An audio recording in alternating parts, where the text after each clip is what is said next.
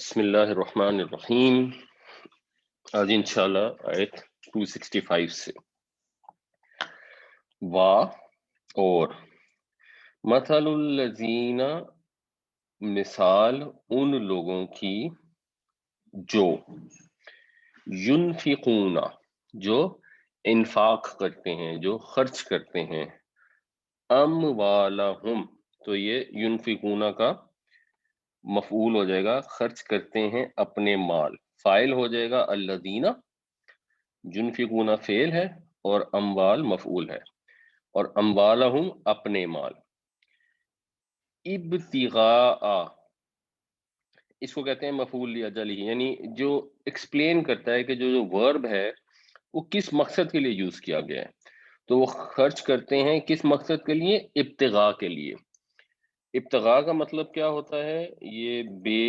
غین اور یہ کا مطلب ہوتا ہے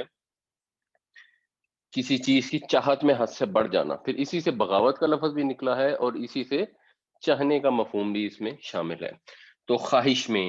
چاہنے میں، تلاش میں، کس کی تلاش میں؟ مرضات اللہ، مرضات رضا کے ہم معنی ہے، تو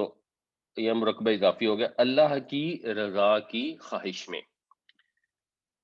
وہ لوگ جو خرچ کرتے ہیں اپنے مال اللہ کی رضا کی خواہش میں، ان کی مثال کیا ہے؟ پیچھے مثال دی گئی تھی ان لوگوں کی جو ریاکاری کے لیے مال خرچ کرتے ہیں، جو مال خرچ کرنے کے بعد اذیت پہنچاتے ہیں، جو مال خرچ کرنے کے بعد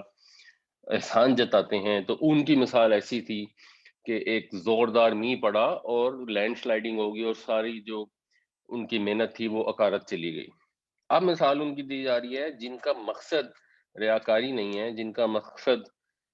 کسی کے ساتھ احسان ٹھونسنا نہیں ہے، بلکہ ان کا مقصد اللہ تعالیٰ کی رضا ہے۔ وَتَثْبِيتًا مِّنْ أَنفُسِهِمْ، اور تثبیت یہ وہی ہے ثابت قدم رہنے والا، جمع رہنے والا۔ تو اب انفس ہو گیا، جان کو بھی کہتے ہیں، دل کو بھی کہہ سکتے ہیں۔ تو ان کے خرچ کرنے کا مقصد یہ ہے کہ اللہ کی رضا حاصل کریں وہ، اور اپنے دلوں کو جمائے رکھیں، اس لیے وہ خرچ کرتے ہیں۔ دلوں کو جمائے رکھیں کا کیا مطلب ہے؟ مطلب یہ ہے کہ جیسے انسان روزے میں کھانا پینا چھوڑ دیتا ہے تو اس سے اس کی ایک ٹریننگ ہوتی ہے، تربیت ہوتی ہے کہ اللہ تعالیٰ کے جو اس سے مطالبات ہیں، جو تقوی انسان سے زندگی میں ڈیزائر کرتا ہے، روزہ رکھنے سے انسان کے اندر نا اپنے نفس پر قابو پانے کی صلاحیت پیدا ہوتی ہے اور وہ اللہ تعالیٰ کے قریب ہو جاتا ہے۔ بالکل اسی طرح جب انسان اپنا مال اللہ کی راہ میں دیتا ہے، جب خرچ کرتا ہے اپنی عزیز ترین چیزوں میں سے، جو شاید سب سے عزیز ترین چیز ہے وہ مال ہے، جو قرآن شریف میں آتا ہے وَإِنَّهُ لِحُبِّ الْخَيْرِ لَشَدِيدٌ، کہ مال کی محبت تو بہت بہت زیادہ ہے۔ تو وہ جب اپنے آپ سے جدا کر دیتا ہے، کسی کو دے دیتا ہے، نادار کو، کہیں جہاد میں، کہیں اسپتال بنانے کے لیے، کسی بھی ایسے مقصد کے لیے جو اللہ کی راہ میں ہو، تو اس کی بھی ایک ٹریننگ ہوتی ہے، تربیت ہوتی ہے۔ جیسے رمضان میں کھانا پینا چھوڑا جاتا ہے ایک سرٹن ٹائم کے لیے اور نفس کے اوپر گران گزرتا ہے، لیکن انسان اپنے آپ کو ٹرین کرتا ہے، اسی طرح اللہ تعالیٰ نے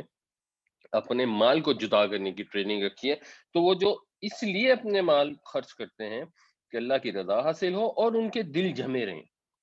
اور ان کو اپنے نفسوں پر قابو ہو جائے اور اپنے نفس کو حق پر جمائے رکھیں۔ تو ان کی مثال کیا ہے؟ کمثلی جنتن، تو ان کی مثال ہے، جنت کہتے ہیں ویسے تو ایک ایسی چیز کو جو ڈھانپ لے، چھپا لے، تو گھنے باغ کو ویسے جنت کہا جاتا ہے جس میں اتنا گھنا ہو کہ سورج کی روشنی بھی نہ پہنچ پائے، وہ فرش کو ڈھانپ لے پورا۔ تو ان کی مثال ہے ایک باغ کے جیسی، بی رب وطن، یہ رے بے واؤ یہ موسٹ پروبلی اگلی کلاس میں بھی آئے گا، اسی میں وہ روٹ ہے ربا کا۔ تو ربا کا مطلب ہوتا ہے بڑھنا، اس سے پھر تربیت کا لفظ بھی ہے اور اس سے ربا یعنی سود کا لفظ بھی ہے۔ تو اونچا ہونا، بلند ہونا، بڑھنا، تو اونچی جگہ کو ربوا کہتے ہیں۔ ایک یوں سمجھ لیں کہ جو ٹیلا ہوتا ہے اس کے لیے بھی یہ لفظ استعمال کیا جاتا ہے۔ تو ایک ایسے باغ کے جیسی مثال ہے جو اونچی جگہ پہ ہو، کسی بلندی پہ واقع ہو، اصابہا وابل، یہی وابل پیچھے بھی آیا تھا، اس کو پہنچے زور کا می، زور کی بارش. تو پیچھے کیا تھا کہ جب زور کی بارش پڑتی ہے تو اس کی ساری مٹی بہہ جاتی ہے اور پیچھے کچھ ہاتھ نہیں آتا. یہاں اس چیز کی مثال دی جا رہی ہے کہ ایک باغ ہے جو بلندی کے اوپر ہے. بلندی کے اوپر ہونے کا obviously ایک فائدہ تو یہ ہے کہ وہاں ہوا بہتر ہوگی، زیادہ صاف ہوگی، وہ خوبصورت ہوگا، پھر اس کو سیلاب وغیرہ سے بھی محفوظ رہے گا. لیکن بلندی کے اوپر ہونے کے باوجود وہ ہے ربوہ، وہ ہموار زمین ہے، یعنی وہ پہاڑ کی طرح نہیں ہے، تو پلیٹو ہے. تو اس کے اوپر جب بارش زور کی بھی پڑتی ہے تو ہوتا کیا ہے، فآتت اکلہا، آتت مونث ہے یہ باغ کے لیے، تو وہ دیتی ہے، یعنی وہ باغ لاتا ہے. اردو میں جب کریں گے تو مذکر میں ترجمہ کریں گے. اکلہا، اکل کہتے ہیں کھانے کی چیز کو، تو کسی درخت کے پھل کو بھی اکل کہا جاتا ہے. تو وہ لاتا ہے اپنا پھل ضعفین، اضعاف ہم نے پیچھے پڑھا تھا، اس کا مطلب ہوتا ہے ملٹیپلائی کرنا، تو ضعفین کا مطلب ہو جائے گا دو گنا. یہ ضعفانی بھی ہو سکتا تھا اگر رفع میں ہوتا، یہ کیونکہ نصب میں ہے بیکاز یہ حالت ہے. وہ اپنا پھل لاتا ہے اس حالت میں کہ وہ ہوتا ہے دو گنا، تو وہ ڈبل پروڈیوس دیتا ہے جب اس پر بارش اگر ہو گئی. فَإِن لَمْ يُصِبْهَا وَابِلٌ، اور اگر اس کو نہ پہنچی بارش، اگر اس کے اوپر بارش نہ ہوئی، فَتَل، تو پھوار ہی صحیح. یہ تل کا مطلب ہوتا ہے پھوار، ہلکی بارش، یا ایک طرح سے شبنم کے لیے بھی لفظ استعمال ہوتا ہے. تو یعنی اس کو جو بھی موئسچر ملا، جتنا بھی مل گیا، اتنے سے بھی اس کی ایک ڈیسنٹ فصل آ جائے گی. تو جب آپ اوپر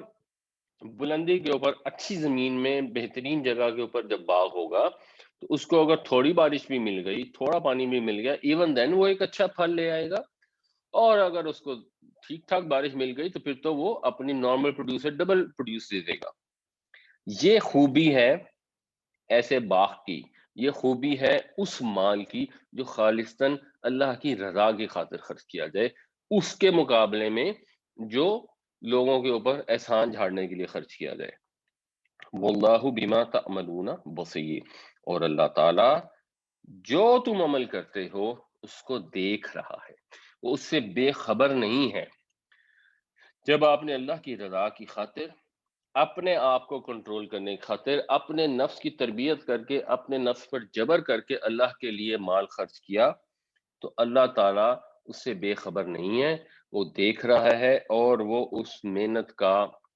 اس اظہار کا پورا پورا بدلہ عطا فرمائے گا. وَمَثَلُ الَّذِينَ يُنْفِقُونَ أَمْوَالَهُمْ ابْتِغَاءَ مَرْضَاتِ اللَّهِ وَتَثْبِيتًا مِنْ أَنفُسِهِمْ كَمَثَلِ جَنَّةٍ بِرَبْوَةٍ أَصَابَهَا وَابِلٌ فَآتَتْ أُكُلَهَا ضِعْفَيْنِ فَإِن لَّمْ يُصِبْهَا وَابِلٌ فَطَلٌ وَاللَّهُ بِمَا تَعْمَلُونَ بَصِيرٌ. اور مثال ان لوگوں کی جو خرچ کرتے ہیں اپنے مال اللہ تعالیٰ کی رضا کی خاطر اور اپنے دلوں کو جمائے رکھنے کے لیے، اس باغ کی سی ہے جو بلندی پر واقع ہو، اس پر بارش ہو گئی تو وہ دو گنا پھل لے آیا. پس اگر اس پر بارش نہ ہوئی تو پھوار ہی کافی ہے، اور اللہ تعالیٰ جو کچھ بھی تم کر رہے ہو اس کو دیکھ رہا ہے. کیا، ود کا مطلب ہوتا ہے شدت سے کوئی چیز چاہنا، اور یا ودو، کیا تم چاہتے ہو، کیا تم یہ پسند کرو گے. احدکم، کیا، یعنی لفظی ترجمہ ہے کیا چاہتا ہے تم میں سے کوئی ایک، کیا تم میں سے کوئی بھی یہ پسند کرے گا ان کے تکون لہو. اب یہ آگے آ رہا ہے جنت، تو جنت کے لیے مؤنث کا صیغہ استعمال ہوا ہے. کانا وہ ہے یا تھا، یکون وہ ہے یا تھا یا ہوگا، ان تکونا کہ ہو، یعنی اوریجنلی یہ تکونو تھا، ان کی وجہ سے تکونا ہو گیا، کہ ہو لہو اس کے لیے، یعنی اس کے پاس ہو، جنتن ایک باغ، من نخیل، نخل کہتے ہیں کھجور کو، کھجور کے پودے کو، کھجور کے درخت کو. تو فارسی میں تو پودے نارمل پودے کے بھی کہتے ہیں، عربی میں یہ کھجور کے لیے کہا جاتا ہے. اور یہ واحد بھی ہوتا ہے، جمع کے لیے بھی یہی استعمال ہوتا ہے، مذکر مؤنث دونوں کے لیے یہ ورڈ یوز ہوتا ہے. اور یہ پلورل نخیل بھی آ گئی ہے. ویسے نخیل جب پلورل آتی ہے تو اس میں مطلب یہ بھی ہوتا ہے کہ اس میں طرح طرح کی کھجوریں ہوں مختلف قسم کے لیے، تو اس کے لیے پھر پلورل آ جاتی ہے. جیسے انگریزی میں فش ہوتا ہے نا، تو فش پلورل بھی ہوتا ہے اور سنگولر بھی ہوتا ہے، لیکن جب فشز کہیں گے تو اس کا مطلب ہوتا ہے مثلا رنگ برنگی مچھلیاں. تو اس کے لیے ہو باغ کھجوروں و اعناب اور انگوروں کا. تجری من تحتها الانہار، بہتی ہو اس کے نیچے نہریں. انہار ٹوٹی پھوٹی جمع ہے تو اس کے لیے مؤنث واحد کا صیغہ استعمال ہوا جب یہ پیچھے آ رہا ہے. تو اس کے نیچے بہتی ہوں نہریں، یعنی ایک یہ باغ کی خوبصورتی کی تصویر کشی کی گئی ہے. ایک باغ ہے جس کے اندر انگور کے پودے ہیں اور اس کی سائڈوں پہ کھجور بھی لگی ہوئی ہے، جس کی وجہ سے کھجور خود بھی پھل دیتی ہے اور انگور کو بھی وہ سایہ بھی دیتی ہے تاکہ بہت زیادہ دھوپ سے وہ جل بھی نہ جائے. بیچ میں اس کے نہر گزر رہی ہے جو ایک بہترین باغ ہو سکتا ہے. اور پھر مزید کیا ہے، فیہا من کل الثمرات، اور اس کے اندر ہے ہر طرح کی پیداوار. اس کا ایک مطلب یہ ہو سکتا ہے کہ اس کے اندر پھر مزید چھوٹی چھوٹی فصلیں کاشت کی گئی ہیں مناسب جگہوں کے اوپر. یہ سورہ کہف میں آتی ہے، ایک 2 آیتیں ہیں، ان کے اندر بھی یہی مفہوم بیان کیا گیا. یا اس کا مطلب یہ ہو سکتا ہے کہ وہ جو کھجوریں اور جو انگور ہیں وہ ہر طرح کے پھل ہیں، یعنی ان میں ویرائٹی ہے بہت زیادہ. تو ایک بڑا ہی زبردست باغ ہے جس کے اندر بہت زیادہ ورائٹی ہے انگور اور کھجوروں کی. اور یہ انگور اور کھجور ہی obviously خاص طور سے اگر ہم عرب کے حساب سے دیکھیں تو مہنگے ترین اور بہترین پھل ہیں. وَأَصَابَهُ الْكِبَرُ، یہ اصابہ پھر وہی والا ہے، پہنچنے والا، اور پہنچ جائے ہو اس کو، الکبرو بڑھاپا. یہ کبرو پہ پیش ہے اس لیے یہ فاعل ہے. اور اس کو پہنچ جائے بڑھاپا، یعنی ایک آدمی ہے جن نے ساری زندگی محنت کر کے ایک زبردست باغ بنایا ہے، اب اس باغ سے اس کی گزر بسر ہے. وَلَہُ، اور اس کے لیے ہے، ذُرِّيَّةٌ، ذریت اولاد کو کہتے ہیں، ضعفاء، کمزور. ضعیف کا بنیادی مطلب کمزور ہوتا ہے، پھر ہمارے اردو میں بوڑھے کو بھی ضعیف کہہ دیتے ہیں، لیکن اصل اس کا مطلب ہوتا ہے کمزور. اور اس کی ہے اولاد کمزور، یعنی بچے ابھی اس کے ناتما ہیں، ابھی چھوٹے ہیں. تو اس نے محنت کر کے ایک باغ کریٹ کر لیا، اس میں زبردست قسم کے پھل ہیں، اس کو ہر سال پیداوار آتی ہے، اس کی زندگی اب سکون سے گزر گئی ہے، اس کا بڑھاپے کا وقت ہے. اب اس کو یہ تسلی ہے کہ ہاں جی اب میں آرام سے زندگی بسر کر لوں گا اپنی موت تک. فَأَصَابَهَا إِعْصَارٌ، تو پہنچ جاتا ہے اس کو، آ جاتا ہے اس کے پاس، اعصار. اعصار کا مطلب ہوتا ہے بگولا. ویسے یہ عین سواد اور رے، اس کا مطلب ہوتا ہے کسی چیز کو گھما کر نچوڑنا. تو نچوڑنے کے لیے بھی لفظ آتا ہے، قرآن شریف میں آئے گا. گردش دورہ کے لیے بھی آتا ہے، زمانے کے لیے، زمانے کی گردش کے لیے. تو والعصر میں اس کا ایک مطلب یہ بھی ہے. اور بگولا جو ہوتا ہے نا، ٹوسٹر، تو ٹوسٹر بھی کیونکہ گھومتا ہے اس کو پھر اعصار کہا جاتا ہے. تو اس کو پہنچے ایک بگولا، فیہ نارن، جس کے اندر آگ ہے. اب آگ ہے سے مراد یا تو یہ ہو سکتی ہے کہ اس کے اندر بجلی ہے، اور یا اس سے مراد یہ ہے کہ بگولے ایسے بھی ہوتے ہیں جن کے اندر نا لو ہوتی ہے اور گرم ہوا ہوتی ہے، تو وہ گرم ہوا والا بگولا ہے. فاحترقت، یہ احترقہ جو ہے یہ حرکہ کا مطلب ہوتا ہے کہ چیز کو جلانا، اور پھر اس کا جو باب افتعال مطلب ہوتا ہے بہت زیادہ اہتمام سے جلانا، یا جس کے ہم اردو میں ایک لفظ استعمال کرتے ہیں جل کر بھسم ہو جانا. تو وہ اس کے اوپر آ جائے، پھر جائے ایک ٹوسٹر جس کے اندر ہو آگ، اور پس وہ جل کر خاک ہو جائے. تو یہ اللہ تعالیٰ سوال کر رہے ہیں انسانوں سے کہ اے لوگو، اس مثال سے ذرا سمجھنے کی کوشش کرو. کیا تم اپنے لیے یہ پسند کرتے ہو کہ تمہاری عمر بھر کی کمائی ایک ایسے نازک موقع پر تباہ ہو جائے جب تمہیں سب سے زیادہ ضرورت ہو؟ جب اب تم دوبارہ نئے سرے سے وہ باغ لگا نہیں سکتے، خود تم بوڑھے ہو چکے ہو، بچے تمہارے چھوٹے ہیں، تو جب تم اللہ کی راہ میں خرچ کرو اور خرچ کرنے میں وہ علتیں شامل ہوں، تو اس کا نتیجہ کیا ہوگا کہ وہ سب جب تم آخرت میں پہنچو گے، جس وقت اب تم کمائی نہیں کر سکتے ہوگے، تمہارا کمانے کا وقت گزر چکا ہوگا، تو اس وقت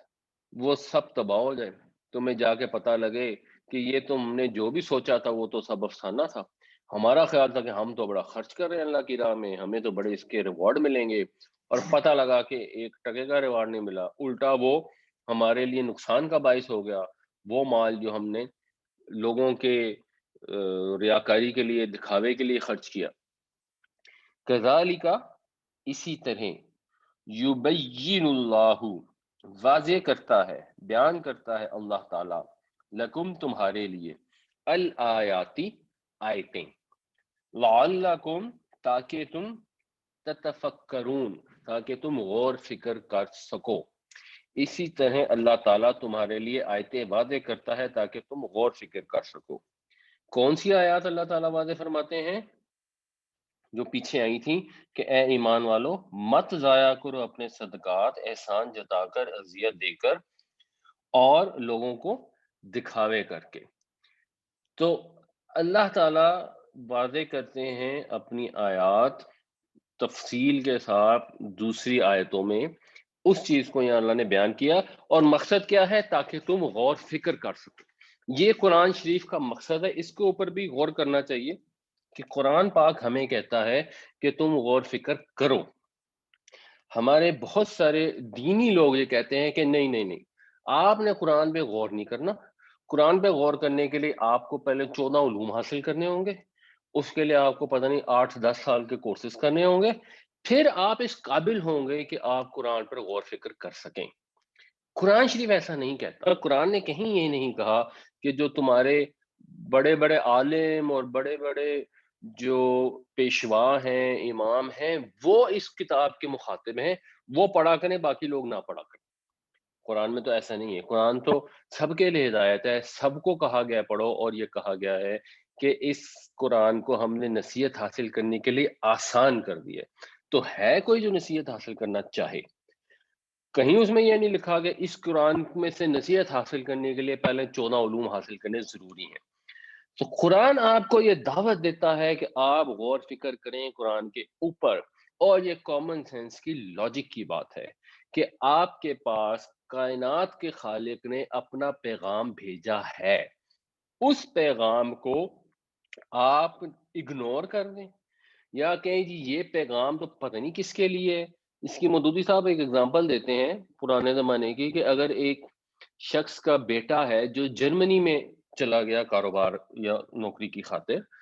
جرمنی سے وہ اس کو ایک تار بھیجتا ہے، اور تار جب اس کو ریسیو ہوتی ہے تو وہ جرمن لینگویج میں ہے،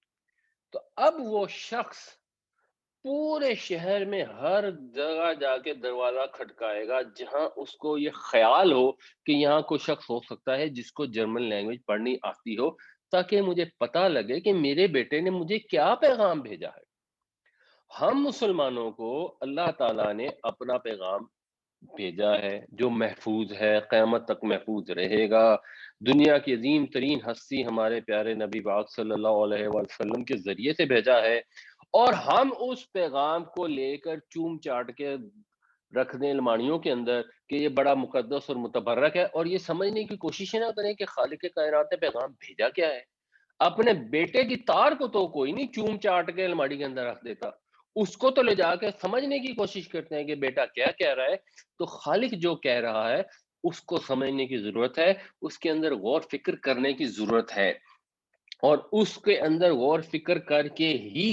ہم آخرت کی منزل کو پا سکتے ہیں۔ اگر ہم اس پہ غور فکر نہیں کریں گے، اگر ہم نہیں سمجھیں گے، یہ چیزیں دیکھیں کتنی سادہ سی چیزیں،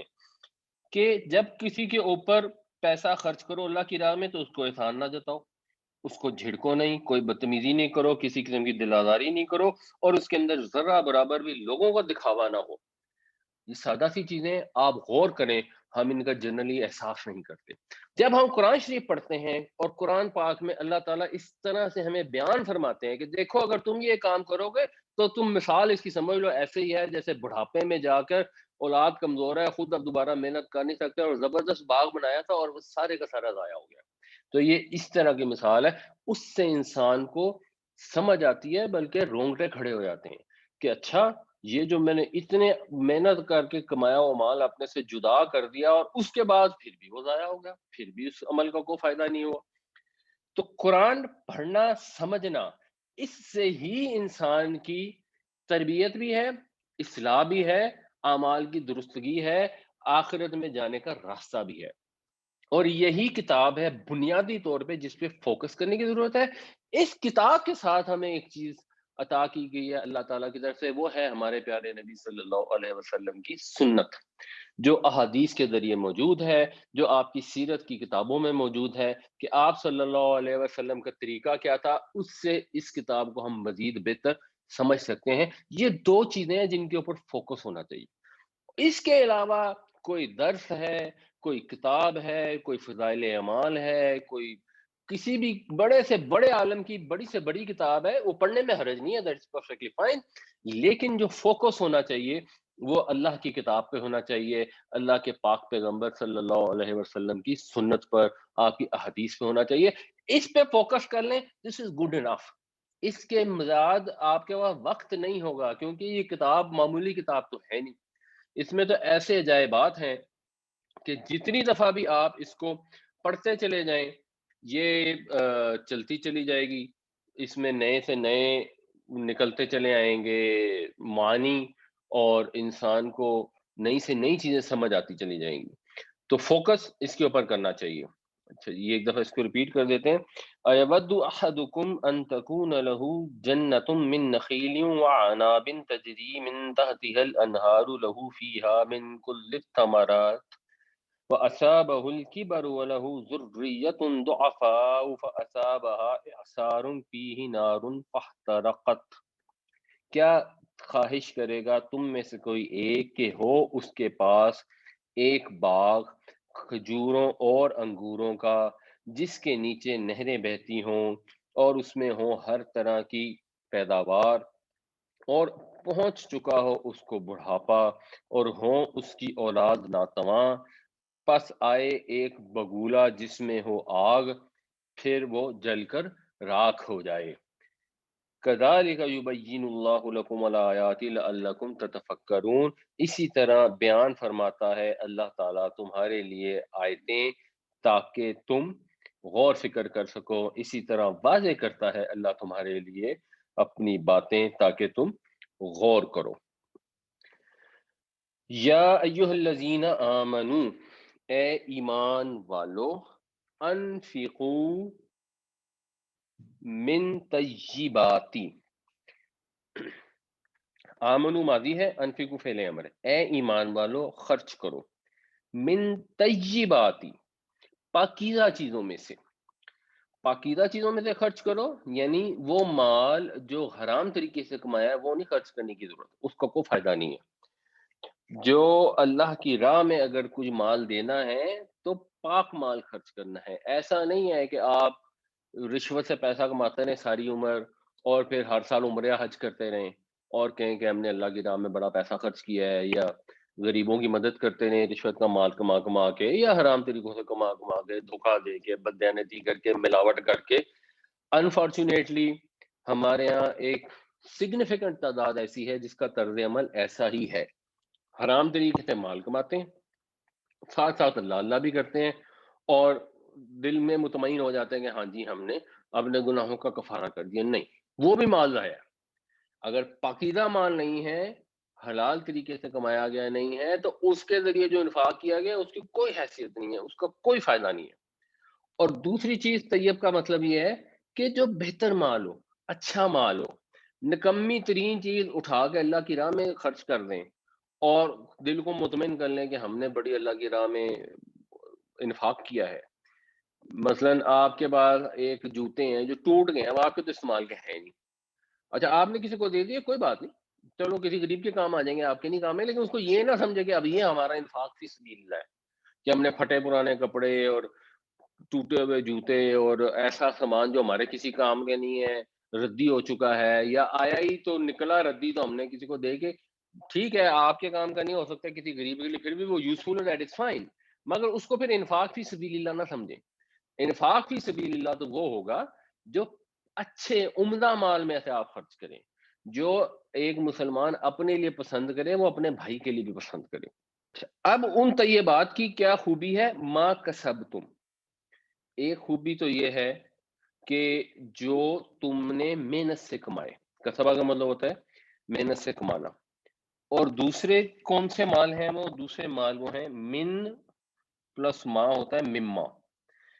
یعنی وہ اس میں سے جو اخرجنا ہم نے نکالے،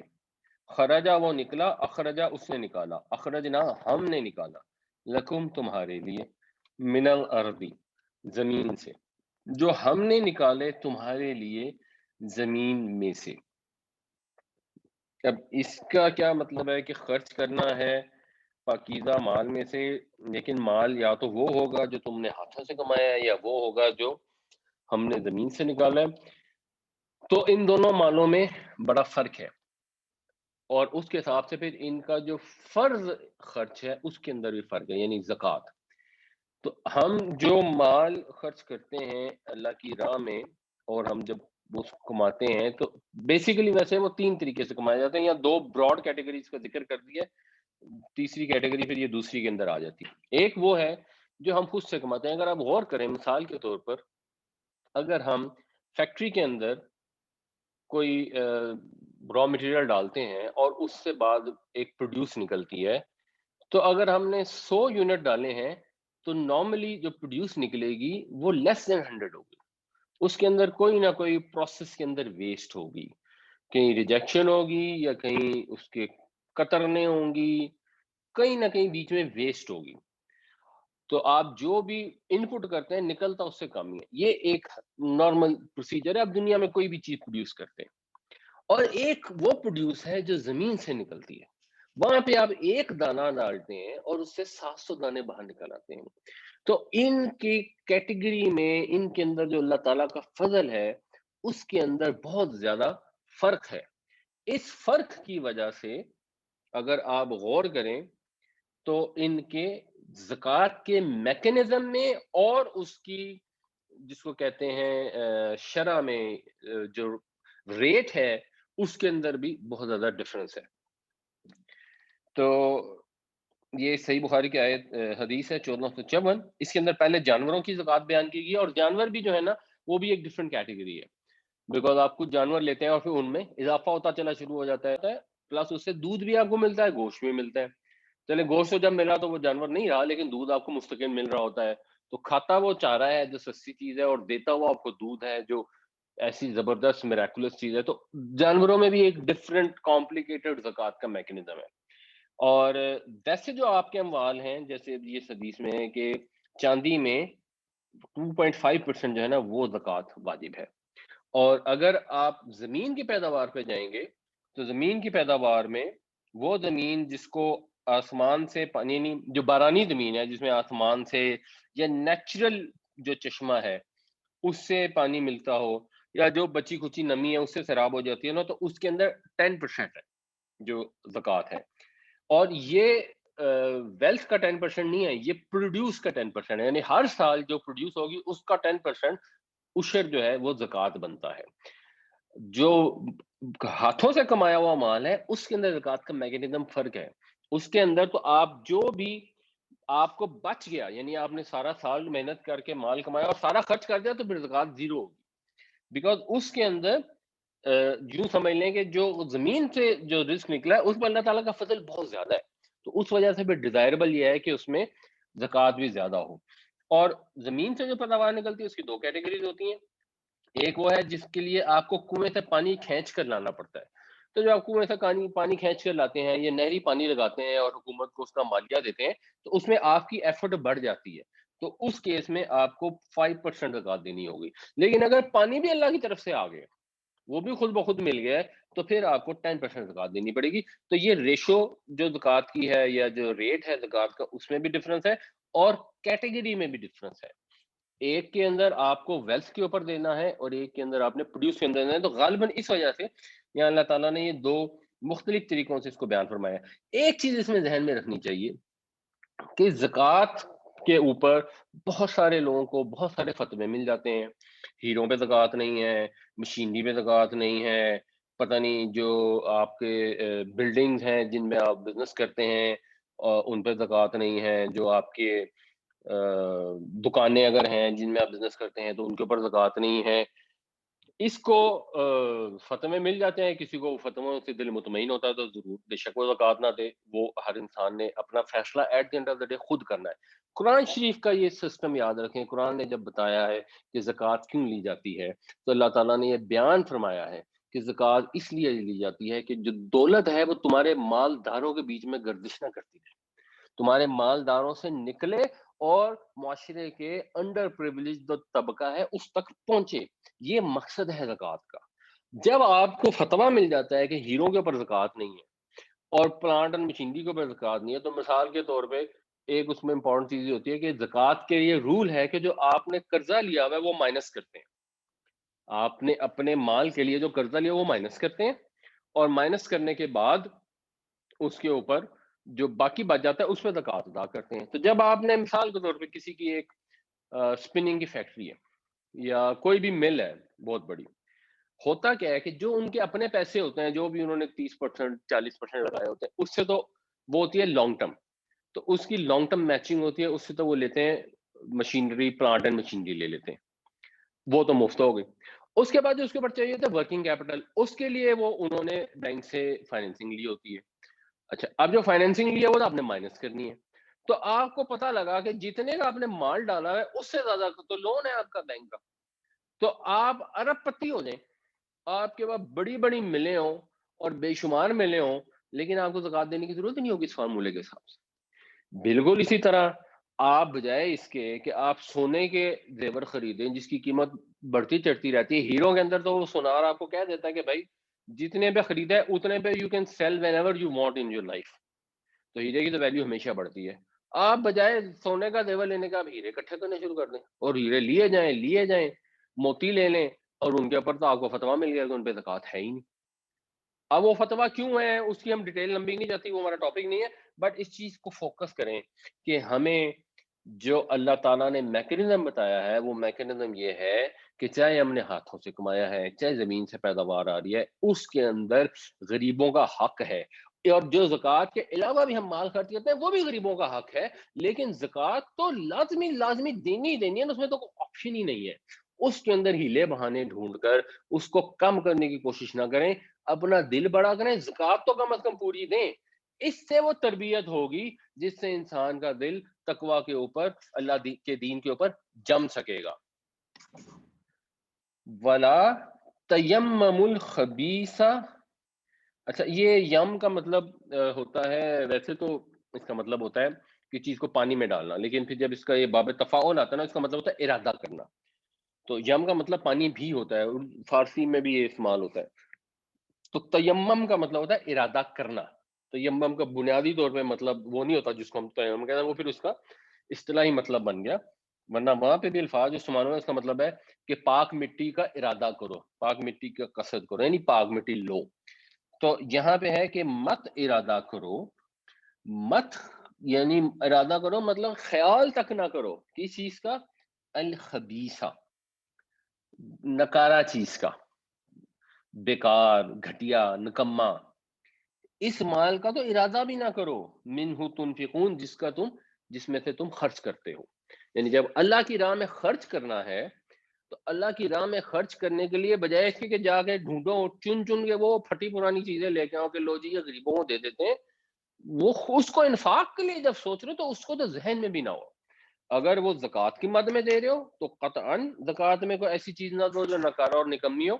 اب تو ہمارے کیونکہ پیسوں میں زکوٰۃ دی جاتی ہے نا تو مسئلہ ذرا آسان ہو گیا ہے, ورنہ اس زمانے میں تو آپ کے پاس جو مال ہوتا تھا آپ نے اسی میں سے چن کے دینی ہوتی تھی نا زکوٰۃ. مثال کے طور پہ اگر کسی کے اوپر ایک گائے ہے زکوٰۃ میں دینے کے لیے اور اس کے بعد 15 گائے ہیں, جتنی بھی گائے, تو ان میں سے اب اس نے ایک گائے نکال کے دینی ہے نا, تو وہ ناٹ نیسیسریلی ایوریج ہوگی, ہو سکتا ہے کچھ گائیں اچھی ہوں کچھ نکمی ہوں، تو اللہ تعالیٰ کہتا ہے کہ جو نکما مال ہے نا اس کو تو خیال بھی نہ کرو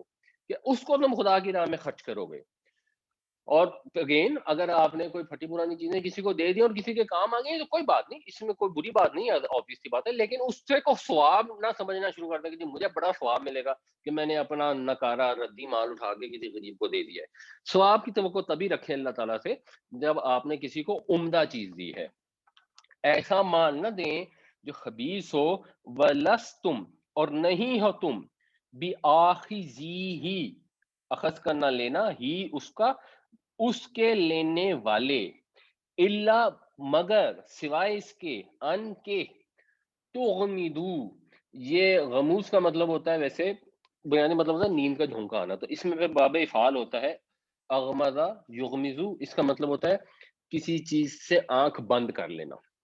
یعنی آنکھوں کا بند ہو جانا، یہ غین میم زاد ہوتا ہے، اور آنکھوں کا بند کر لینا یہ پھر باب افعال ہے۔ تو کہ تم آنکھیں بند کر لو، چشم پوشی کر لو فی ہی اس کے معاملے میں، یعنی تم خود اس کو آنکھیں بند کیے بغیر لے نہ سکو، یعنی تمہیں کوئی اگر وہ مال دے اور تم لو تو تمہیں صاف انکار کر دو، انلیس یہ کہ تم اگنور کرو اور چشم پوشی کرو کہ یار یہ کیا کچرا مجھے دے دیا، یعنی مطلب یہ کہ وہ چیز جو تم اپنے لیے پسند نہیں کرتے اس کو اللہ کی راہ میں خرچ کرنے کے لیے مت استعمال کرو۔ کسی کو دینی ہے پھٹی پرانی چیز کوئی بات نہیں، اس کے کام آ رہی ہے دیٹ از فائن، لیکن جب خاص طور سے اللہ کی راہ میں خرچ کرنے کے لیے، جب دل کو ایمان پر جمانے کے لیے، تثبیتا من انفسکم کے لیے، اور مردات اللہ کے لیے، اللہ کی رضا حاصل کرنے کے لیے جب خرچ کرنا ہے تو وہ پھٹا پرانا نکارا نکما گھٹیا مال نکال کر مت دو، ایسا مال کہ اگر تمہیں لینا پڑے تو تم آنکھ نیچے بغیر لے ہی نہ سکو۔ وَعْلَمُوا اور جان رکھو ان اللہ کہ اللہ تعالی غنی حمید، اللہ تعالی غنی ہے، بھائی وہ جو مال اس کے لیے نکال رہے ہو تو اس کو تو ضرورت ہی نہیں ہے کسی مال و خیرات کی، وہ اگر یہ چاہتا ہے کہ تم اللہ کی راہ میں خرچ کرو تو مقصد یہ نہیں ہے کہ اس کے خزانے میں کوئی کمی ہے، مقصد یہ ہے کہ وہ دیکھنا چاہتا ہے کہ تم میں کتنی اللہ تعالیٰ سے وفاداری ہے، تم کتنی اللہ تعالیٰ کی رضا کے لیے خواہش مند ہو۔ تو جب تم نکما اور گھٹیا مال دو گے تو پھر اس غنی کو اس پر کیسا محسوس ہوگا، اور وہ حمید ہے۔ ہم سب جانتے ہیں اس کا مطلب ہوتا ہے تعریف، حمید ایکچولی کا مطلب ہوتا ہے ایک ایسی ہستی جو خود بخود تعریف کی گئی ہے، جیسے وہ کہتے ہیں نا کہ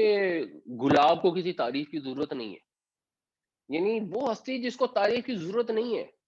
وہ تو خود بخود تعریف کیا گیا ہے، آپ سے آپ محمود ہے، اور وہ ہستی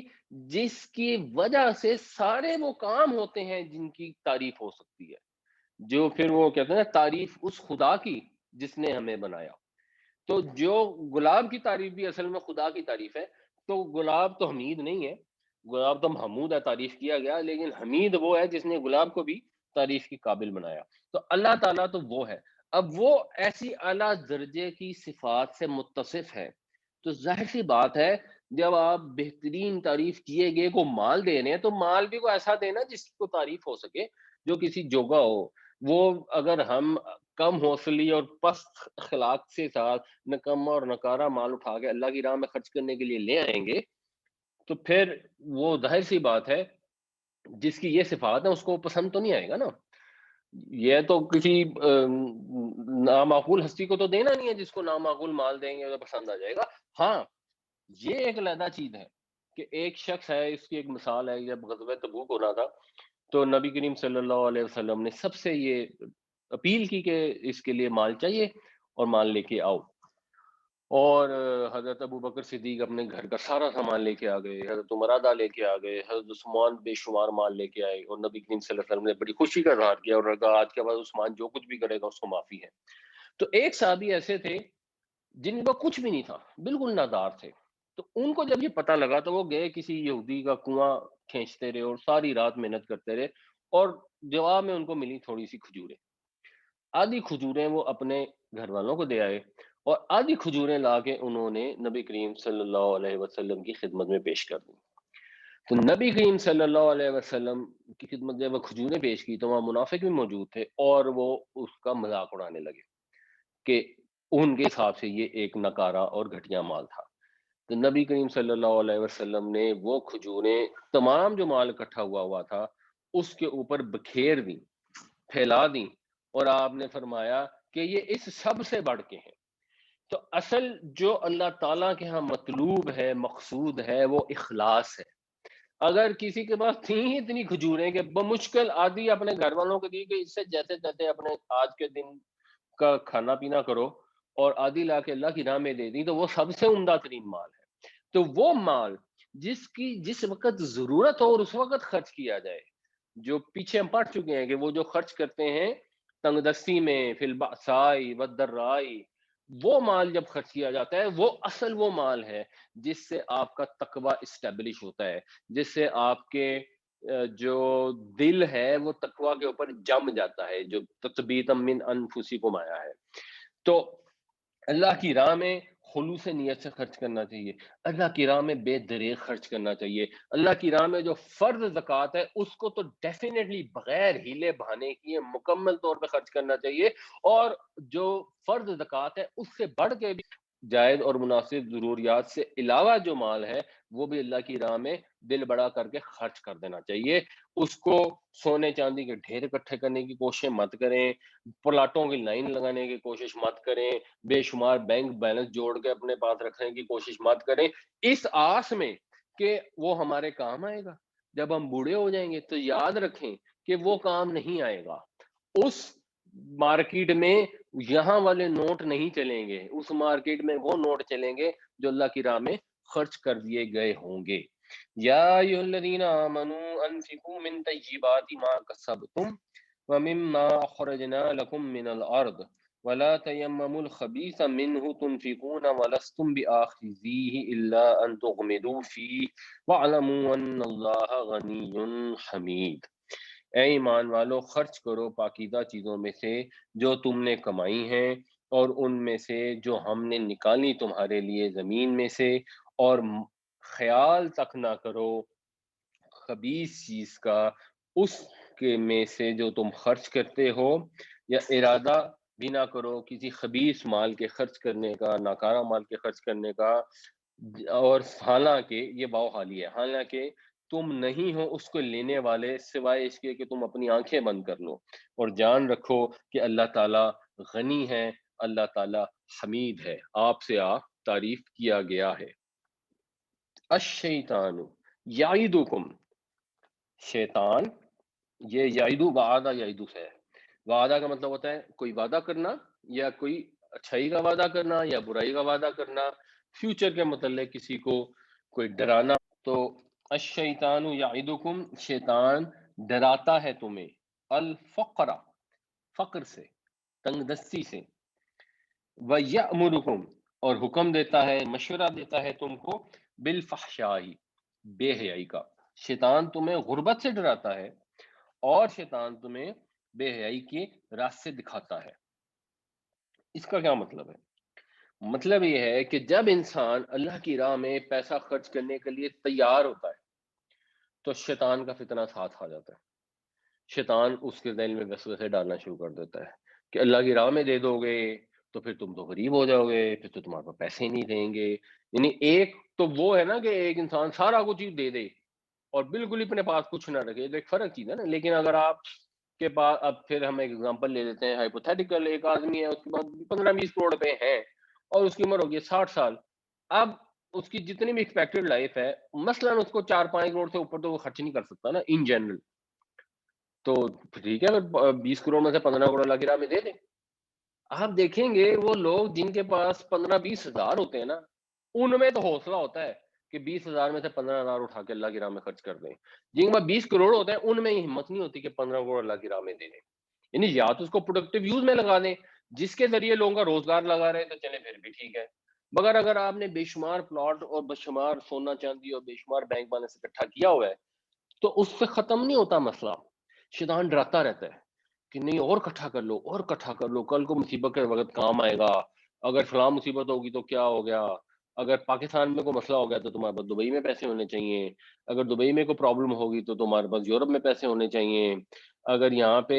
جگہ ہے تو یہاں بلڈنگیں ہونی چاہیے، اگر کہیں زلزلہ آ گیا تو بلڈنگ نہ ٹوٹ جائے تو اور پلاٹ ہونے چاہیے، اگر پلاٹوں پہ قبضہ ہو گیا تو نہیں پھر بینک کے لاکر میں پیسے ہونے چاہیے، اگر لاکر میں یعنی ادھر پیسے روک لو ادھر جمع کر لو یہاں جمع کر لو۔ ایک ہوتی ہے ریزنیبل کیئر، ریزنیبل حد تک اپنے فیوچر کے متعلق سوچنا، اس کو پلان کرنا، اس میں کوئی حرج نہیں ہے۔ اور ایک یہ ہوتی ہے جو شیطان کے جھانسے میں آ کر انسان مال جوڑتا رہتا ہے جوڑتا رہتا ہے جوڑتا رہتا ہے، اور ایون زکوٰۃ تک دینے سے اس کی جان جاتی ہے کہ نہیں جی یہ دیکھیں میرے پاس تو 20 پلاٹ ہیں، تو 20 پلاٹ میں تو ایک پلاٹ زکوٰۃ بنتی ہے، نہیں تو وہ مجھے تو پلاٹوں سے کوئی آمدن نہیں۔ پھر آپ ایسی چیز نہ رکھیں جس سے کوئی آمدن نہیں ہے، چاہے آپ کے پاس پلاٹ ہے، چاہے آپ کے پاس زیور ہے، چاہے آپ کے پاس کوئی بھی ایسی چیز ہے جس سے آمدنی نہیں ہو رہی، تو زکوٰۃ تو دینی ہے، وہ تو اللہ نے اس کے اوپر فرض کی ہوئی ہے، وہ تو دینی ہے اور وہ منیمم ہے۔ اس کے بعد بھی اللہ کی راہ میں خرچ کرنا ہے، because اگر آپ کے ہمسائے میں کوئی بھوکا سو گیا اور آپ نے پیٹ بھر کے کھانا کھا لیا تو اللہ کے نبی صلی اللہ علیہ وسلم نے فرمایا کہ پھر آپ ہم میں سے نہیں ہیں، پھر آپ اپنے آپ کو مسلمان سمجھنے کی کوشش نہ کریں۔ تو کتنے لوگ ہیں جو فاقوں سے مر جاتے ہیں، ٹھیک ہے آپ ہر بندے کے فاقے دور نہیں کر سکتے، لیکن ایک ریزنیبل حد تک تو آپ جائیں، اور ہر انسان اپنا فیصلہ خود کر سکتا ہے کہ کس حد تک وہ اپنے مال کی قربانی دینے کو تیار ہے اللہ کی رضا کی خاطر، اللہ کی مخلوق کی خاطر، اور کس حد تک اس کا دل تنگ ہے، بخیل ہے، اور وہ چیزوں کو جوڑ جوڑ کر سینچ سینچ کے رکھنا چاہتا ہے ان آنے والے اندیشوں کے پیش نظر جو پتہ نہیں کبھی ہونے بھی ہیں، کہ جب دوسری جنگ عظیم ہوئی تھی تو اس میں جو لوگوں کو مسائل پیش آئے تھے، اس خطرے سے اگلے 100 سال کے لیے لوگ پیسے جوڑ کے رکھیں، تو یہ شیطان تم کو ڈراتا ہے۔ اچھا ایک کام تو شیطان یہ کرتا ہے، اور دوسرا کام بھی بڑا انٹرسٹنگ ہے کہ وہ کھلی ہوئی بے حیائیوں میں، یہ فحشا کا مطلب ہوتا ہے بہت ہی فحش کام، مطلب بے حیائی کا کام بھی اس کا مطلب ہوتا ہے، اور اس کا مطلب کوئی بھی اوپن جس کو کہہ لینا آپ بلیٹنٹ قسم کا جس کو کہنا چاہیے بلیٹنٹ کام کرنے کی، اس کے لیے بھی یہ ورڈ استعمال ہوتا ہے۔ تو مثال کے طور پہ آپ نے بچے کی شادی کی اور اس میں 35 لاکھ روپیہ کا کھانا کھلا دیے لوگوں کو، اب یہ بلیٹنٹ ہے، یہ فحش ہے، تو وہ یا اس کے اندر ڈال دیتا ہے۔ یہ ایک قرآن شریف میں نا ایک اور جگہ ہے، اس سے آپ کو اس کی طرح کلیئرٹی ہوگی، یہ سورہ بنی اسرائیل میں آتا ہے وَآتِ ذِی الْقُرْبَىٰ حَقَّهُ وَالْمِسْكِینَ وَابْنَ السَّبِیلِ، اور دو قرابت داروں کو ان کا حق، یعنی ایک تو یہ بھی ذہن میں رکھیں کہ یہ جو آپ کسی کو مال دیتے ہیں اس کے سر احسان نہیں کرتے تو اس کا حق ہے،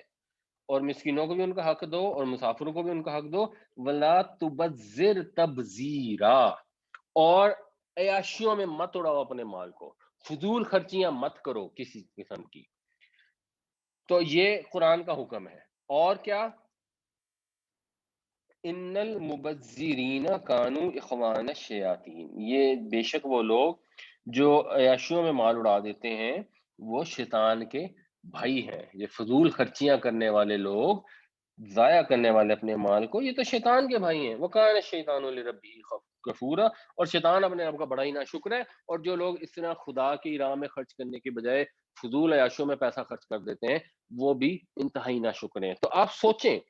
میں ایک آسان کلاسیکل اگزامپل ہے، ایوری بڈی کین انڈرسٹینڈ، ایک آدمی ہے اس نے ڈھیروں ڈھیر پیسہ اکٹھا کیا ہوا ہے اور اللہ کی راہ میں دیتے ہوئے جان نکلتی ہے، زکوٰۃ کے بھی ہیلے بہانے ڈھونڈتے ہیں، جب بیٹے کی شادی کا وقت آئے گا تو لاکھوں کروڑوں روپے خرچ کر دیں گے کہ ہاں جی شادی تو زندگی میں ایک دفعہ ہی ہونی ہے، اور شادی زندگی میں ایک دفعہ تو خیر شاید دوسری بار بھی ہو سکتی ہے، زندگی ایک ہی دفعہ ملی ہے، یہ ایک ہی زندگی ہے جس کے ذریعے آخرت میں جا کے آپ نے آخرت کی زندگی حاصل کرنی ہے، وہاں پہ جا کے نہیں ملنی دوبارہ چانس، تو یہ ایک ہی چانس ہے کہ اللہ کی راہ میں انسان مال خرچ کر دے۔ نہیں وہ اصل میں نا وہ لوگوں کو کھانا کھلانا تو بڑی نیکی کا کام ہوتا ہے، تو ہم نے کھانا کیا اپنے بیٹے کی شادی پہ، اس میں 1500 لوگ بلائے تو بڑا نیکی کا کام ہے۔ لوگوں کو کھانا کھلانا ان کو نیکی کا کام ہے جو بھوکے لوگ ہوتے ہیں۔ یہ کون سی نیکی آ گئی کہ آپ نے زبردست قسم کا ہال پریپیئر کر لیا اور اس میں 2-4 ہزار روپے پر ہیڈ کا کھانا ارینج کر دیا، اور اس میں جو واقعی میں بھوکا ہے غریب ہے اس کو تو آنے کی اجازت ہی نہیں، اس کو تو کہے گا تو گاڑ ٹھڈے مار کے اس کو باہر نکال دیں گے۔ اور بے شمار امیر لوگ جو آنا ہی نہیں چاہتے ہیں، جن کا ٹائم بھی نہیں ہے اور وہ آپ کے منہ ملازے کے لیے شادی پہ آ رہے ہیں، ان کو آپ کھانا کھلا رہے ہیں، وہ بےچارے بھی تنگ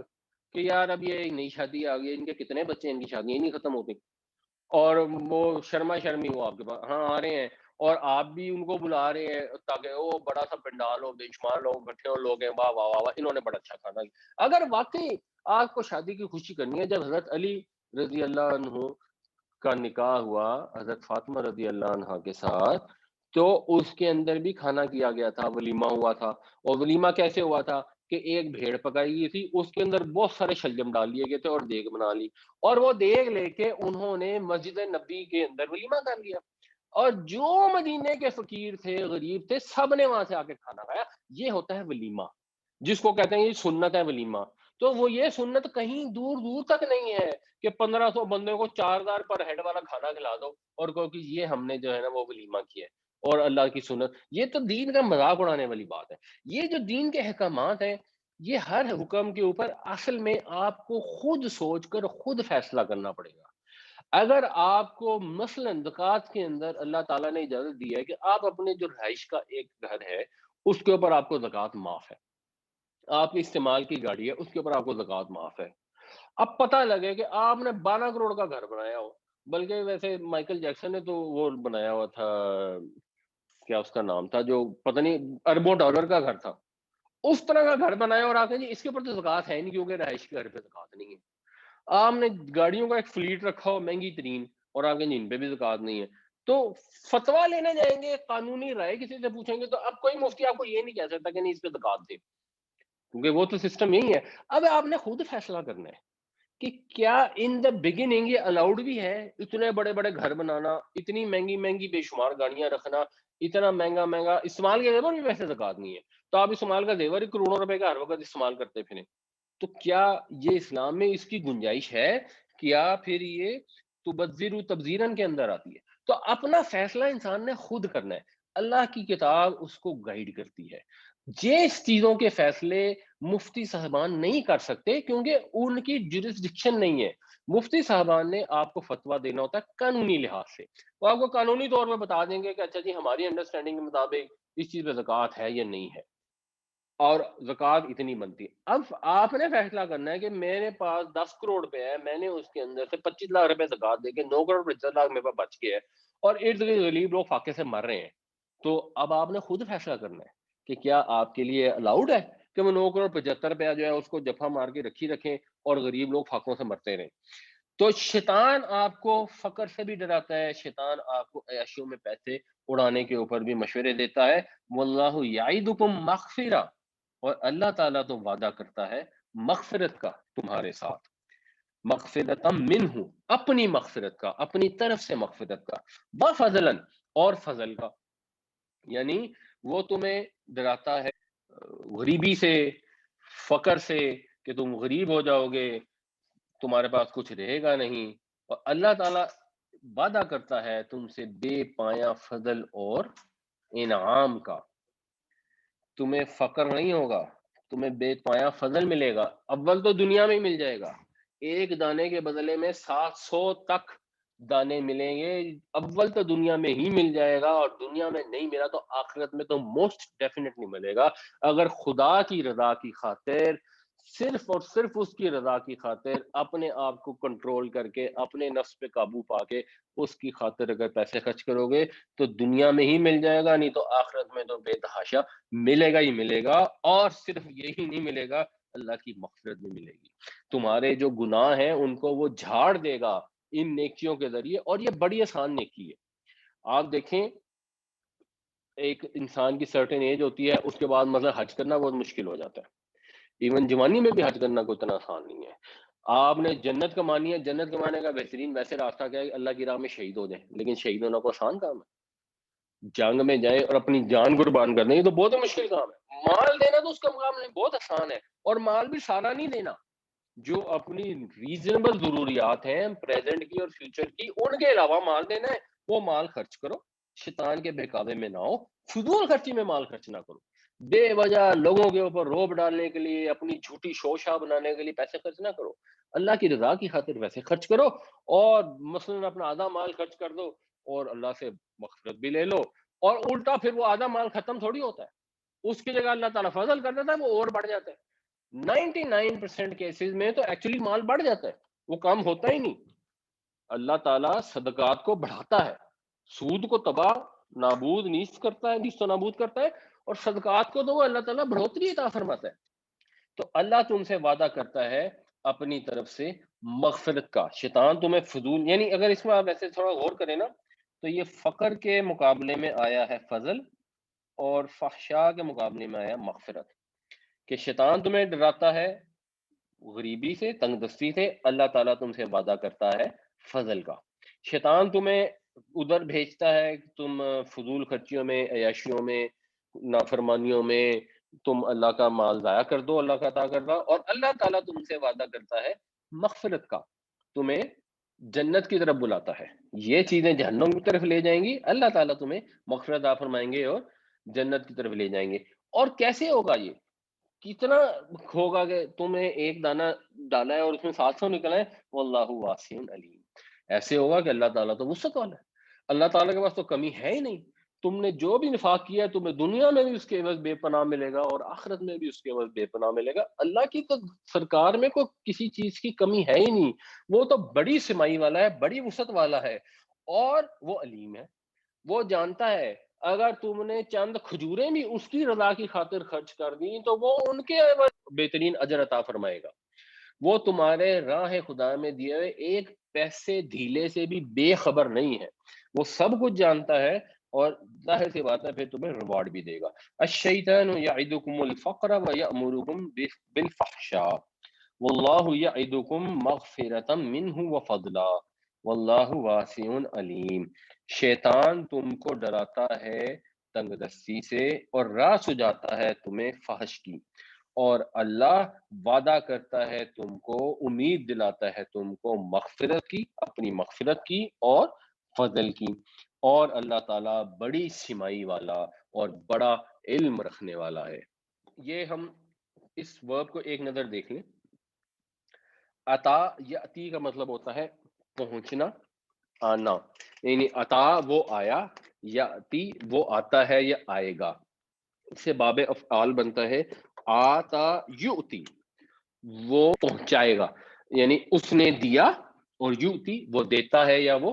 دے گا۔ پھر یہ اس کا بنتا ہے پیسو وائز، تو آتا کا پیسو وائز بنتا ہے اوتیا، تو جنرلی جو پیسو وائز ہوتا ہے نا اس کے اندر پیش آ جاتی ہے، اس سے آپ کو تھوڑا آئیڈیا ہو جاتا ہے کہ شاید یہ پیسو وائز ہے۔ ویسے تو پھر آپ کو جب گردانے ایک دفعہ صحیح یاد ہو جائیں گی تو پھر آپ آسانی سے پہچان لیں گے۔ تو اوتیا اس کو دیا گیا، اور یؤتا وہ دیا جائے گا یا وہ دیا جاتا ہے۔ تو یہ مضارع کا پیسو وائس ہے، یہ ماضی کا پیسو وائس ہے، اور اس آیت میں یہ دونوں استعمال ہوں گے، تو اس کو ذرا ایک نظر رکھیں۔ یہ ایکٹیو وائس ہے، یؤتی الحکمت من یشاء، وہ دیتا ہے یا وہ عطا کرتا ہے حکمت جس کو چاہتا ہے، جس کو اللہ تعالیٰ چاہتا ہے اس کو حکمت بخش دیتا ہے، یہ اللہ تعالیٰ کی مہربانی ہے۔ حکمت کا مطلب کیا ہے؟ حکمت کا مطلب پیچھے بھی ڈسکس ہوا ہے، وہ صلاحیت جس کی مدد سے انسان اپنا فیصلہ حق کے مطابق کرتا ہے۔ ہم اردو میں جس کو استعمال کرتے ہیں نا، جیسے لقمان حکیم کہا جاتا ہے، تو حکیم کا مطلب ہوتا ہے حکمت والا، دانشور، دانش مند، تو عقل مندی، دانش مندی، یہ ہے حکمت، فیصلہ کرنے کی صحیح صلاحیت۔ اور قرآن شریف کے اندر بھی احکامات بھی ہیں اور حکمت بھی ہے، فیصلے بھی ہیں، اور فیصلہ کرنے کے لیے جو صلاحیت ہے، ان کے جو پہلو ہیں، جو ان کی ریزننگ ہے، وہ بھی قرآن شریف میں بیان کی گئی ہے۔ تو یؤتی الحکمت من یشاء، اللہ تعالیٰ جس کو چاہتا ہے اپنی حکمت بخشتا ہے۔ وَمَن یؤت الحکمت، اور جو بخشا گیا حکمت، جس کو مل گئی حکمت، یہ پیسے کو ہے، فقد اوتیا، اس کو تو مل گیا، اس کو تو دے دیا گیا، یہ ماضی کا پیسو وائز ہے۔ کیا دے دیا گیا؟ خیرن کثیرا، اس کو تو کثیر خیر مل گئی۔ جس کو حکمت دے دی اللہ تعالیٰ نے، جس کو سمجھ بوجھ دے دی اللہ تعالیٰ نے، اس کو تو کثیر خیر مل گئی، اصل میں تو خیر ہے ہی اس کے پاس۔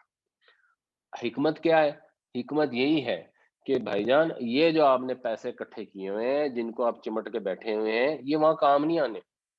وہاں پہ کام آنے اعمال، وہاں پہ کام آنا ہے وہ پیسہ جو اللہ کی راہ میں خرچ کر دیا جائے گا۔ تو جس کو یہ حکمت مل گئی، جس میں یہ دانائی آ گئی، شیطان کیا سکھاتا ہے؟ شیطان یہ سکھاتا ہے کہ عقل مندی ہے کہ انسان اپنی دولت سنبھال سنبھال کے رکھے، ہر وقت مزید کمانے کی حرص میں لگا رہے۔ حالانکہ اصل میں یہ بے وقوفی ہے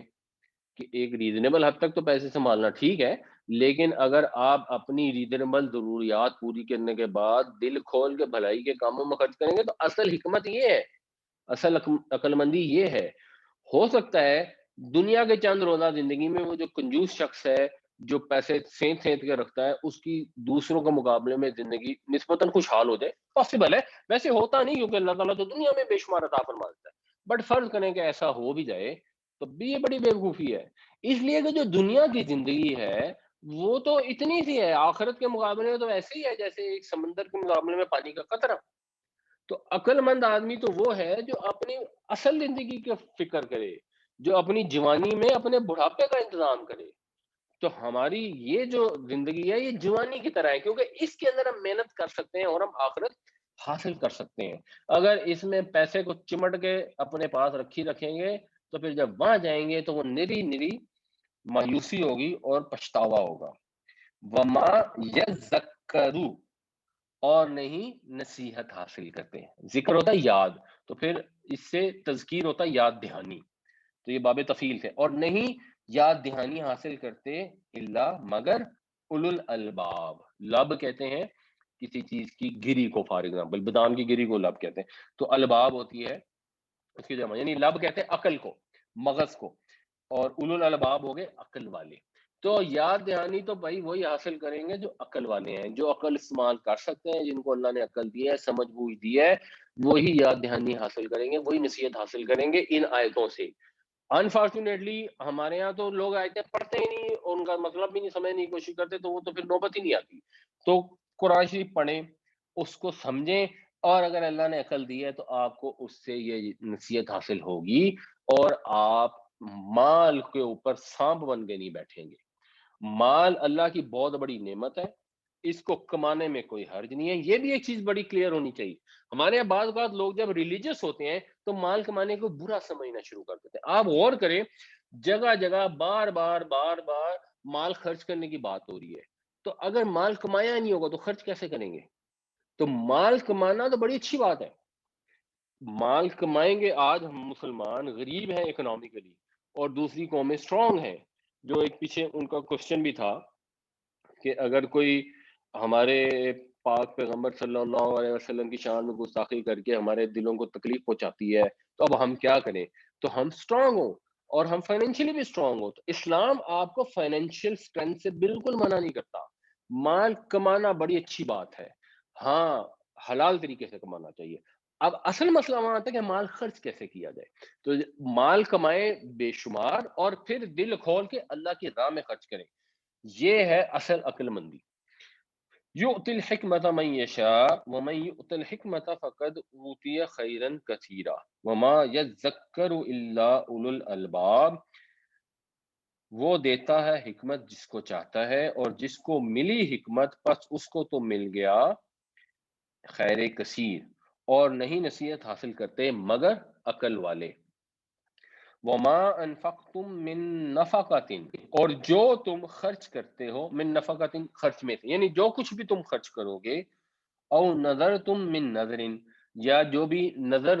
مانو گے یا نظر دو گے نظر میں سے، یعنی جو بھی کچھ خرچ کرو گے یا نظر پوری کرو گے، فإن اللہ یعلم، تو بے شک اللہ تعالیٰ اس کو جانتا ہے۔ وما للظالمین من انصار، اور نہیں ہے ظالموں کے کوئی مددگار۔ ناصر مدد کرنے والا، انصار اس کی جمع ہے، جو پھر انصار مدینہ بھی اسی سے بنا ہے۔ اور ظلم کرنے والے سے مراد ہے اپنی جان پہ ظلم ڈھائیں، تو وہ لوگ جو اپنی جانوں پہ ظلم ڈھائیں گے ان کا کوئی مددگار نہ ہوگا۔ اللہ تعالیٰ خوب جانتا ہے کہ جب بھی کوئی خدا کی راہ میں خیرات میں خرچ کرتا ہے یا منت پوری کرنے کے لیے خرچ کرتا ہے تو اس کو جانتا ہے، اور وعدے کے لحاظ سے صلہ دے گا۔ اس میں صرف ایک چیز نظر میں رکھنی چاہیے کہ یہ منتیں مانگنا پچھلی امتوں میں تو تھا، ہماری امت میں نبی کریم صلی اللہ علیہ وسلم نے اس کو پسند نہیں فرمایا۔ یہ صحیح بخاری کی حدیث ہے، عبداللہ بن عمر رضی اللہ عنہما نے فرمایا، قال نہى النبی، منع فرمایا نبی کریم صلی اللہ علیہ وسلم نے، عن النذر، نظر سے، یعنی نظریں ماننے سے اللہ کے نبی صلی اللہ علیہ وسلم نے منع فرمایا. اور کیا فرمایا؟ انہ لا یرد شیئا، وہ کسی چیز کو واپس نہیں لوٹاتی. وَإِنَّمَا یستخرج بہ من البخیل، وہ تو صرف جو کنجوس ہے اس سے پیسہ نکلوا لیتی ہے. تو نظر تو ہوتا ہی ہے، یعنی منت ماننا کہ یا اللہ اگر تو یہ والا کام کر دے گا نا تو پھر میں اتنے روزے رکھوں گا یا میں اتنا خرچہ کروں گا. یہ ویسے ہی کوئی اچھی چیز نہیں ہے. اللہ تعالیٰ کے ساتھ اس طرح کے سودے بازیاں کرنا کہ اچھا اگر اللہ تو نے مجھے یہ فلاں چیز دی تو میں پھر یہ خرچہ کروں گا، یہ صدقہ کروں گا، یہ اتنا کوئی ایسی ڈیزائربل چیز نہیں ہے. نظر ماننے کے بجائے ویسے ہی اللہ کی راہ میں خرچ کرنا چاہیے. ہاں اگر اب آپ نظر مان لیے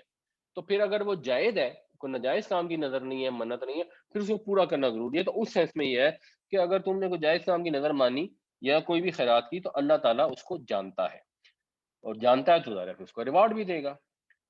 اور وہ لوگ جو اپنی جانوں پہ ظلم ڈھاتے ہیں، یعنی وہ لوگ جو یہ سمجھتے ہیں کہ یہ دنیا کی دولت ہم دنیا میں اس کو خدا بنا لیں اور خدا کی راہ میں خرچی نہیں کرتے، یا کرتے ہیں تو پھر اس کے اندر دکھاوا ہوتا ہے، احسان جتانا ہوتا ہے، دل آزاری ہوتی ہے اور تباہ، تو وہ لوگ پھر اپنی جانوں پہ ظلم ڈھاتے ہیں. ان کے لیے پھر وہاں جب پہنچیں گے نا تو کوئی مدد کرنے والا نہیں ہوگا. وما انفقتم من نفقۃ او نذرتم من نذر فإن اللہ یعلم وما للظالمین من انصار، اور جو تم خرچ کرتے ہو یا نظر پوری کرتے ہو تو بے شک اللہ تعالیٰ اس کو جانتا ہے، اور نہیں ہوگا ظالموں کے لیے کوئی مددگار. السلام علیکم سر. وعلیکم السلام. اچھا سر، میرا کوشچن یہ ہے کہ اگر ایک بندے کے پاس ایک ہی پلاٹ ہے اور اس کے وہ رینٹ پہ رہ رہا ہے، اس کے پاس رہنے کے لیے گھر نہیں ہے، اس نے پلاٹ لے لیا، اس کے پاس پیسے بھی نہیں ہے کہ اس کے اوپر کیا کہتے ہیں وہ گھر تعمیر کر لے، اور اس نے پلاٹ لیا اس نیت سے لیا کہ اگر میرے پاس فیوچر میں مزید پیسے ہوئے تو میں اس پہ گھر بنا لوں گا، میرے پاس مجھے کوئی اپرچونٹی ملتی ہے تو اس کو بیچ کے میں کوئی بزنس کر لوں گا، تو اس پہ کیا زکوٰۃ ہوگی کہ نہیں ہوگی؟ دیکھیں یہ ایک ایسا سوال ہے جس کا مجھے صحیح جواب معلوم نہیں ہے. اتنا میں کہہ سکتا ہوں کہ اگر تو اس نے پلاٹ اس لیے لیا ہے کہ شاید میں گھر بنا لوں اور شاید بیچ کے کوئی اور پلاٹ خرید لوں، پھر تو ڈیفینیٹلی زکوٰۃ ہوگی، جو میری انڈرسٹینڈنگ ہے. اور اگر اس کا ارادہ اس پہ گھر بنانا ہے تو پھر ہو سکتا ہے نہ، لیکن اس پہ کوئی جواب میرے لیے صحیح دینا شاید ممکن نہیں. جی السلام علیکم، رضوان جی صاحب، امان اللہ بات کر رہا ہوں. کیا یہ وعلیکم زکوٰۃ السلام. مارکیٹ ویلیو پہ لگے گی یا اوریجنل پرچیز پرائس پہ لگے گی؟ جی میرے خیال میں تو مارکیٹ ویلیو پہ لگنی چاہیے، جو بھی مارکیٹ ویلیو، چاہے کم ہے چاہے زیادہ ہے. اچھا، جو بھی اس تاریخ کو جب زکوٰۃ دیتے ہیں اس تاریخ پر جو بھی مارکیٹ ویلیو ہوگی، یعنی وہ اس زیور ہو تاریخ یا پر، زمین ہو، جی اس تاریخ پر یا زیور پچھلے ہو یا سال کی جو زمین، کوئی منیمم چیز ہے، بھی. کوئی چیز بھی ہو، پچھلے سال کی منیمم پہ، پچھلے ایک سال کی منیمم ویلیو پہ. اچھا، جزاک اللہ.